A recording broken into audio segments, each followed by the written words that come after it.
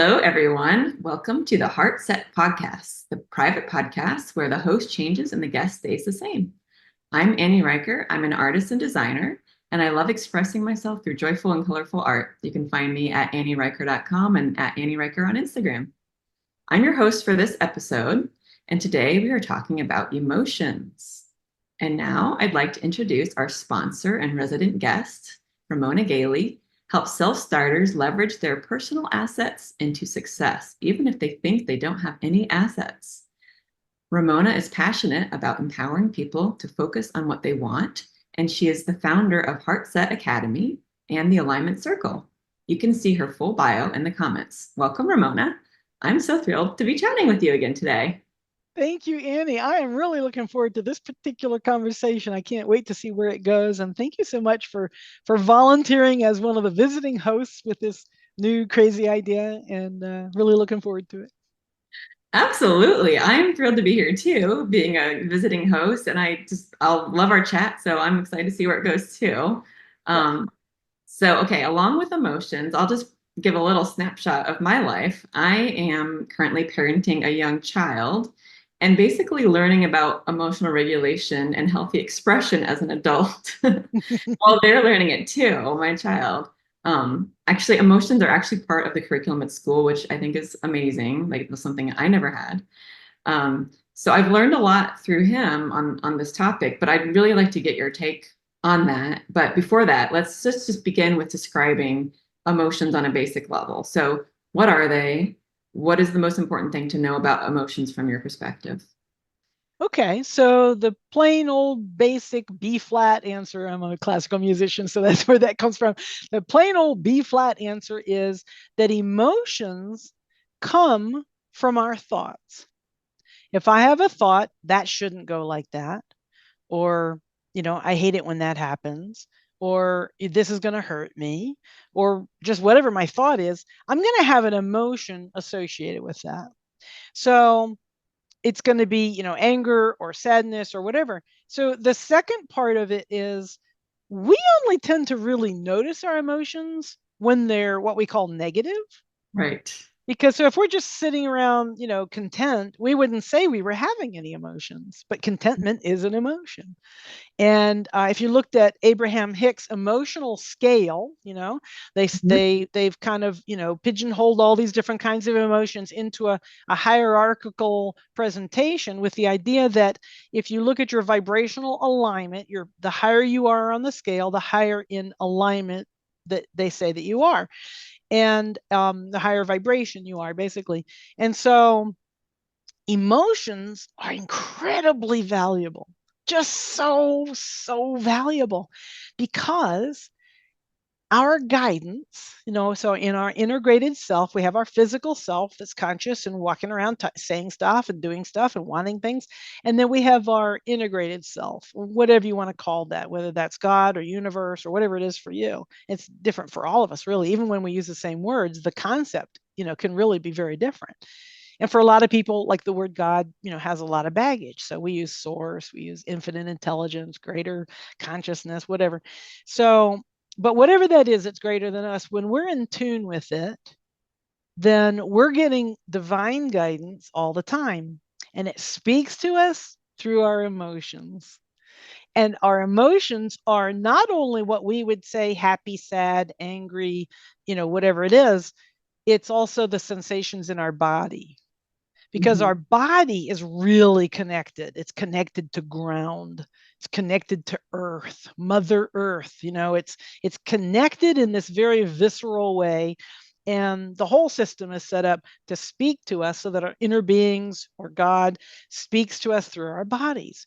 When we get a gut feeling about something, we have a hunch about something. When we follow a hunch, we're following our guidance. And we can actually feel our bodies being pulled one way or the other in our guidance. And our emotions are all part of that. And so when I feel happy about something, I am pretty much in alignment with my guidance. It's not necessarily guiding me somewhere, but I'm in alignment with all that is. In other words, I'm looking at this thing or this circumstance or this person or myself, whatever it is that I'm focused on, I'm feeling pretty good about. If I'm focused on something that I don't agree with, that I feel a lot of resistance about, if I'm feeling judgmental, I'm feeling a lot of friction, I'm feeling a lot of resistance about it, I'm feeling it's not right, it's unfair, any of these kinds of thoughts, I'm going to have a feeling. It's not Yeah. going to be good. It's going, you should, right? Anger. Or I'm so embarrassed. I'm so ashamed. Or I'm depressed. I'm so depressed. I can't even move. These are feelings away from our guidance. And we can tell whether something's within our guidance or against our guidance by the way it feels. So this makes emotions like the most important thing in the whole world, because it tells us which way we're going and how it's going to feel when we get there, how it's feeling right now while we're on our way there. In other words, people talk about heaven and hell. The Christians talk about heaven and hell. In in my world, we're creating our own heaven or hell right here on earth. Like every moment is somewhere between heaven and hell. And so if hell is feeling really awful and heaven is feeling really great, our emotions tell us where we are in between there. It's a reflection of our focus more than anything else. So we have a thought, that's our focus, and then we have a reaction to it, that's our emotion. So that's the plain old B flat description from my perspective about what an emotion actually is. And yes, if we can really feel that emotion, we're going to feel it in our body. It's not just a cerebral thought, oh, I'm angry. It's I'm angry. I feel it in my body. So Yeah. yeah, that's what an emotion is for me. Oh, wow. Yeah. Well, I think that's beyond a B flat description. It could be a C actually. Yeah. Really, yeah, a really great way of thinking about it, and not the way that I think many people think or recognize. From my perspective, about what emotions are, because I think, as you mentioned in the beginning, a lot of, when we think of emotion, we think just the negative ones that do not feel good, Right. and how so many of us either try to run away from them or suppress them or do anything we can to numb them. So what do you Absolutely. think about with negative emotion? Like, how do we move past fearing it, and what is the benefit of doing that?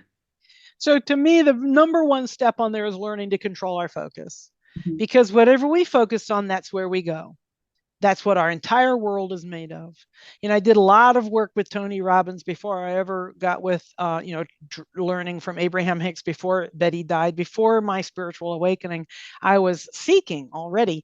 And he talks about this table and the, tabletop and the table legs, and the legs are the proof that proves the belief, and the tabletop is the belief. And so he taught this long, arduous process for me, from my perspective now. How to remove those legs and select different legs. I want a different belief. So I'm going to change out this tabletop. I'm going to take out the one that says I'm ugly, and I'm going to bring one that says that I'm pretty, let's say, or I'm good looking, whatever. I'm okay. And now I need table legs to support that tabletop. So those legs can be, so the old legs might have been, the kids laughed at me when I was a kid because my red hair curled up and I looked like Bozo the Clown. And my brother teased me because I went through a phase of about 6 months where I was really overweight, where I grew sideways for a while and then I started growing up again.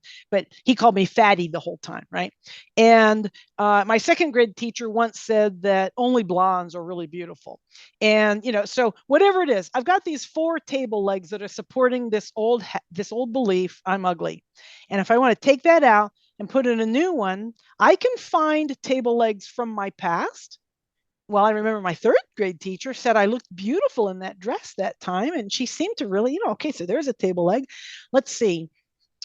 Can't think of any other table legs to put in here. So now I'm going to make one up. And the Oh, idea is the table leg that's visualized, that's created out of pure nothing, is just as powerful as the one that actually comes from our past. If we, fully commit to it, we imagine it, I'm imagining I'm standing on the top of a hill and people are walking by underneath and they're all catcalling at me. They're like, Woo, looking good, baby. Wow, you are awesome. I'm imagining this happening. Okay. All right. I like that. That's a good table leg. Let's stick that under there. Now, what else can I think of? So, as I do this process, I'm actually changing my belief system. So, that's a very long, arduous way of doing it. But it gives us some clues about our focus because and they've studied this a lot in the science world. They call it confirmation bias. Like when you finally buy a red car, all of a sudden you see red cars everywhere. Those red cars weren't there before, right? Yeah, they were, but you didn't see them because you weren't focused on red cars at the time. You had a white car, so that's what you noticed, right? So everything that you could possibly ever want to prove anything is available. Mm. Anything, everything, it's all available. So, how do you choose? Well, we tend to choose by default. We choose what we focus on based on what our parents focused on, what our teachers told us to focus on, what our friends focus on, what the television tells us through the ads, we should focus on, or the sitcom, what they focus on. So, we are going through our lives generally focusing by default without any control exhibited by us, right? As soon as you start learning to control your focus, which is not that hard, it's a simple skill. You start learning, and one great question would say, well, I need to focus on these things because that makes me a good citizen, for example. Like I need to keep track of politics because I need to know how to vote. So that's like a common argument for why I should not look away from something that doesn't feel good, which is what controlling your focus is. So to which I would say, well, what about the children that are dying from such and such a disease in such and such a country? Why aren't you focused on them? Well, okay, I will then, because that's terrible. Okay, what about the homeless people that are over in that city, just the next city over, and they're dying from whatever it is they're dying from right now? Or okay, well then I better focus on that too. Okay, what about the drug users that are blah blah blah? And you could keep questioning, like, why aren't you focusing on everything? And it's Mm. because we can't focus on everything. We'd go crazy. Or they would call us autistic if we can't screen things, right? We're Right. being receiving all this stimulation. So we know how to screen things. That's called controlling our focus. So you have to give yourself permission. This is the very first number one thing. Give myself permission to choose my focus. It's a Okay. big thing for a lot of people. I can't do that. That would make me immoral. I might do illegal things. I might start gambling and watching pornography, or like, I don't know what I would do. I might explode. You Yeah, I need can to see how give yourself permission to choose your focus. Okay, now I give myself permission to choose my focus. What am I going to focus on? Now I have to give myself permission to focus on things that feel good. Oh, that makes me a bad citizen. I might get I might be hedonistic. I might only do things that are really bad for me if I'm only choosing to focus on things that feel good. I might only eat donuts for the rest of my life. I might only watch comedy for the rest of my life and never be informed as a citizen. Like, who knows what I might do? Out of control, rebel. Oh my gosh. So again, you have to give yourself permission. You have to decide, okay, I'm going to give myself permission to choose what I focus on based on how it feels. And I'm going to choose what feels better. So if I have two choices of things to focus at, I've got two things. This one doesn't feel as good. This one does. I'm going to focus on that. It's a basic thing. Give Mm. yourself permission. Mhm. Once you've got permission to do that, now the game is on because you can practice blisscipline now instead of discipline. So Uh-huh. much more powerful. Blisscipline is defined as the commitment to focus only on that which feels good. So now you're stepping into my realm. The one rule, do whatever it takes to feel good. And you do that by focusing on what feels better. So you actually choose what feels better. So that's the rule. And then you've got the skill. Learn to discern what actually feels better. Mm. So, and this is a real skill. Mm. You have to practice this. You have to learn it. There's some special training to it because we're not taught this. We're taught to think whatever somebody else says feels good is what feels good.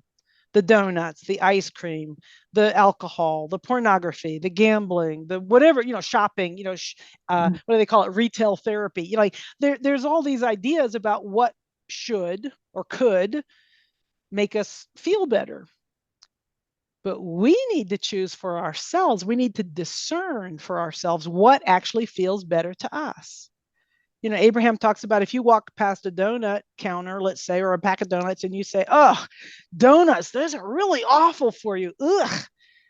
You've just absorbed that vibration. You might as well eat it because it has already affected your vibration. It's just as if you just ate it. Wow. Whereas if you walk by it and say, oh, no, not for me right now. Thanks. You haven't resisted it at all. You haven't focused on it. See, whether you focus on it in that real direct way or whether you eat it, either way, you have focused on it. You've matched it vibrationally. You've introduced it to your body, into your vibration, into your entire circuit. So there is definitely skill for learning to discern what actually feels better. It involves listening to the quiet voice. It involves slowing down so you're not so frenetic all the time. It involves a lot of things. But that's the skill. So one rule, do whatever it takes to feel good. One skill, learn to discern what actually feels good. And then there's one habit, allow things to unfold naturally.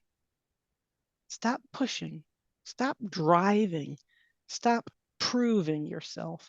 Stop trying to earn love and money and approval. Learn to allow to let things unfold naturally. It's just a habit. It's not a big skill. It's just a habit. So one rule, one skill, one habit. Now you're off to the races. Now you've got absolute control over your own emotions and your thoughts too. Your focus. You have control over everything. You have control over what you're creating in your life if you do those three things.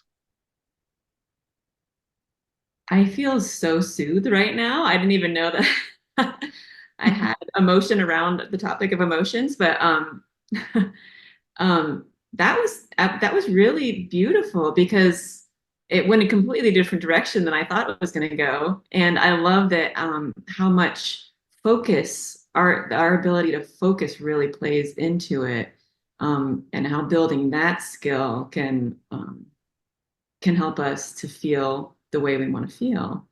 Beautiful. So, yeah, thank you for that. Absolutely.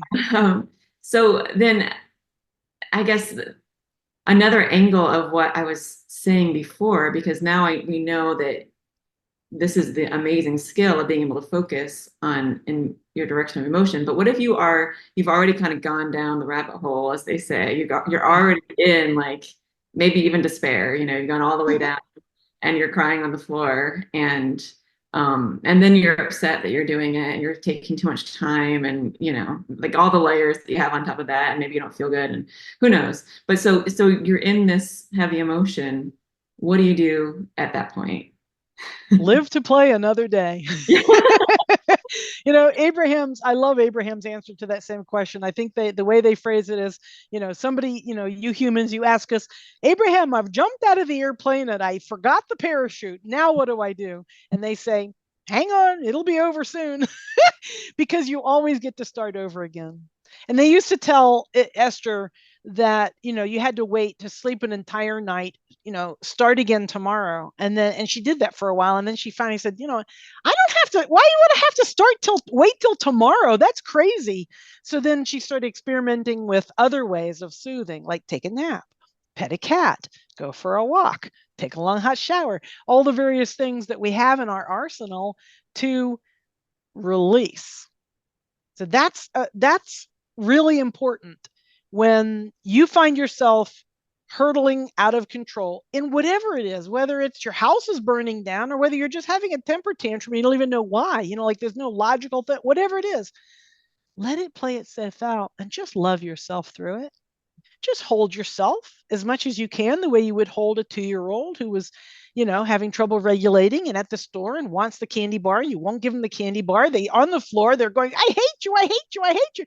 You know, there's no words there's no visualization that's going to stop that kid in his tracks, right? Sometimes you just got to let it play itself out. And so the important part is to love yourself through it, to allow the integrated love that's always there. You don't have to manufacture it. That's the best part. It's always there waiting for us. And so if I'm out of control somehow, if I can just take a couple of deep breaths, deep breathing helps me focus right back into the here and now, into my body, into my breath. And if I'm right here, I'm getting back into alignment, and I start finding all the rest of it starting to recede. Now, if somebody's just shot everybody I know, that's going to be tough. Okay. But if I'm just having a temper tantrum of some sort, if I'm having a triggered reaction, somebody's pushed my buttons. I love the concept that Oprah talks about. If you find that somebody's repeatedly pushing your buttons, you don't need to change the way they're acting. You need to remove that button. Oh, yeah. Just make that button disappear. And Yeah. you do that by healing it, of course, healing whatever's behind that button. And now when somebody's pushing, they can't find it. They're like, where did that button go? You're like, what button? I don't know what you're talking about. I mean, you're right. So, but you need to give yourself some grace to get into that space so that you can start dismantling the button, whatever that button is, whether it's the worst crisis of your life or just a thing, like the Chinese water torture that we used to call it. That's probably a racist thing to say, but it's like the water torture, the drip, drip, drip, like on your forehead kind of a thing. It's a torture device that prisoners of war used to go through, right? They would just this constant thing that you couldn't stop, and it was just like, Argh! So whatever it is, gotta let it go. You got to get back to base. I do that through the breath. A lot of people do it through meditation. A lot of people do it through exercise. A lot of sporting people, they get into the zone, and it takes you out of yourself for just that little bit so that you can get some space from whatever it is so that you can let it go. The one thing you don't want to do is try to wrestle with whatever it is, Right. because when you resist it, you give it power. If there's some political person that you really don't like, start ignoring them. Let it go. Turn off that channel. Leave that protest group. Stop writing to the editor or whatever it is you've been doing that's focusing on that thing that you don't like. Let it go. Just let it go. And so as you remove your focus from anything, it starts to recede. Whatever you bring your focus to, whatever it is, it starts to get bigger, more prevalent in your life, more noticeable, more powerful, deeper feeling, more connected. So choose what you focus on. Oh, I love that it came right back to focus because Yeah, that it sums does. up so well. Yeah, Yeah, that was beautiful. Is there anything else that you, at the top of your head, that or your heart, that you'd like to say about the topic of emotions? be happy. Yeah. I like that song Happy by Pharrell Williams. Mm, I love the words. I love the tune. I love the rhythm. Of course, I'm a musician, so I focus on stuff like that. But most of the pop music words, I try my best to ignore, because they're so off, right. upstream. But, be happy. Choose happiness.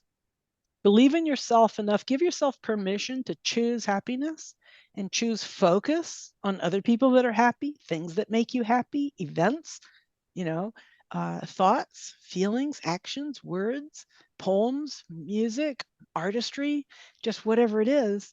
The more you focus on happy, in other words, it doesn't have to be this like real, like what I'm talking about. A lot of it is kind of a real focused, cerebral, like intentional. There's a lot of self-starter to it, like my opening thing, I help self-starters, which are highly motivated people, entrepreneurs, coaches, leaders, whatever it is. But if you're not self-identifying that way, and you're not, that seems like a lot of work, I would say just be happy, just relax, take a deep breath, and allow yourself to be happy. You can do it. It's available to you always. Happy is always available to you. It's your choice. Ooh, Thanks. that's perfect. The perfect way to wrap up this conversation. Be happy. I love it. It's your choice. So yeah, really, really insightful about emotions. Thank you so much, Ramona, for this Thank chat. you. That was really great conversation. I loved that. And thank you for the topic. That was really awesome. You're welcome. It Thanks. was fun. Thanks.